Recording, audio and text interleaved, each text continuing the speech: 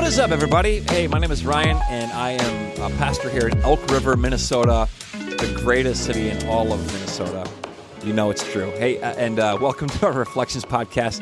It's Advent season. I mentioned last week a bit about what Advent is all about, but Advent is this time of waiting and expecting and kind of having our eyes open. And I want to tell you a couple of stories because I think part of what I want to invite us to today is like, hey, how can we live our lives with our eyes wide open to notice things that maybe other people might not notice? So here's a really, I guess, kind of cheeky example. When I was younger, I'm a huge Denver Broncos fan. So forgive the sports analogy and story here, but it's what I know. It's my language. So when I was younger, I was like a diehard Broncos fan. I lived and died with the Broncos. I loved it. I still do. But it's changed, and here's why. When I was about 21, 22, I was over at a buddy's house watching the Broncos play the Dolphins. I'll never forget it. It was like a Monday night game, and we're over there hanging out. It was a late game because those games would go late. And the Broncos scored a touchdown right at the end, like with a minute to go in the game, and it seemed like we were going to win. And so I was elated. Me and my buddy were celebrating, we were cheering, we were screaming because we were maniacs, like sometimes young men can be. And we're like high-fiving and hugging. And like the elation, looking back now, is like, that's a lot. It's excessive a bit, which is, it's fandom, you know? So I was like going crazy. Well, we still had like 45 seconds to go, and we kicked off to the Dolphins, and they ran the ball back like 60 yards. And immediately the elation in my spirit was gone. And I was like, uh-oh. And I realized we might not win this game. And then the Dolphins had like one or two good passes downfield. And with like 5 seconds to go, the Dolphins kicked a field goal and won the game. Now, if you're a Vikings fan, you know exactly what I'm talking about. Just kidding. I love you guys. I love you Vikings fans.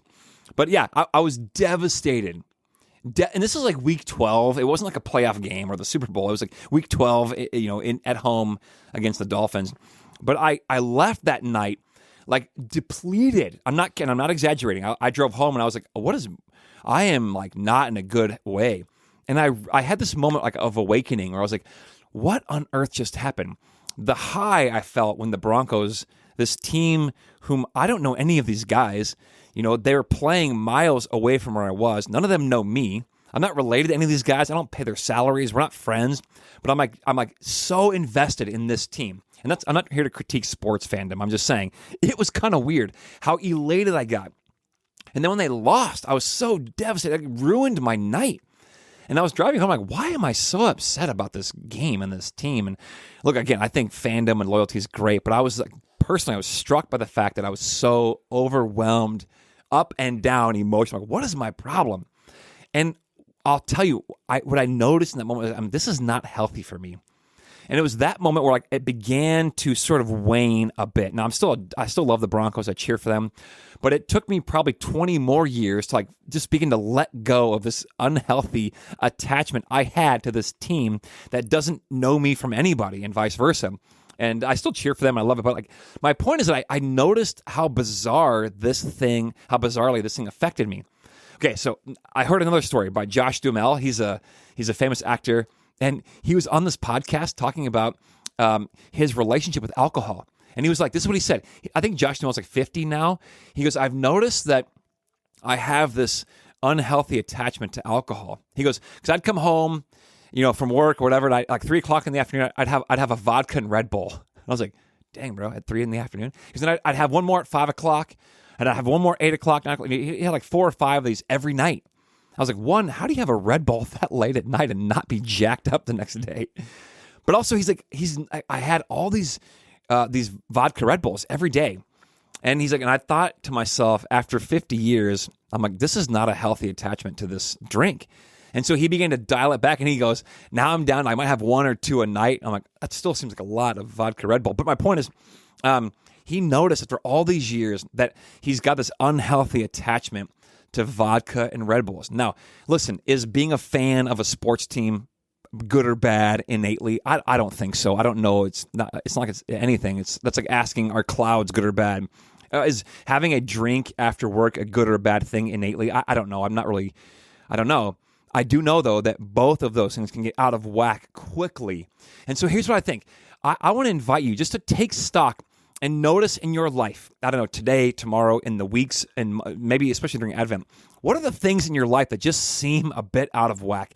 Is there a way for you to open up your eyes a bit wider during Advent and just being to note, just like, I don't know, have a curiosity about your life? So like if you were to step back and just be curious about your own life, and I would say about your reactions to things. So like I always tell one of my kids, I'm like, hey, you had like a level 8 reaction there to a level 5 infraction. Those are, or even like a level 9 reaction to like a level 1 infraction, where like somebody cuts you off in traffic on accident and you're freaking out, like screaming and yelling and swearing and want to punch him. Like that's a level 9 reaction to maybe like a level 3 infraction. Notice those moments. Be curious about like, why did I react that way? Be curious about it. So one, about your reactions. Number two, any attachments that you have. Like, hey, I've got to do this one thing. I have to have this drink. I have to watch this TV show. I have to have my phone on me. These unhealthy or out of whack, out of balance attachments. No, be curious about it. Like, hey, why do I have this inclination or this almost like dependency on X, Y, or Z? And I think those are things that are really would be good to be curious about. So during Advent, may you have your eyes open. May you be awake, and may you explore the things in your life that are like maybe out of whack or out of balance or just off a tiny bit. May you have honesty enough to like examine them. Like, hey, why do I respond that way? Or why do I have this desire to have this thing in my life, this maybe unhealthy or out of balance attachment? And may you know that Jesus said, I've come to give life and life to the full. And so may you experience life this Advent season. All right, love you guys. Peace.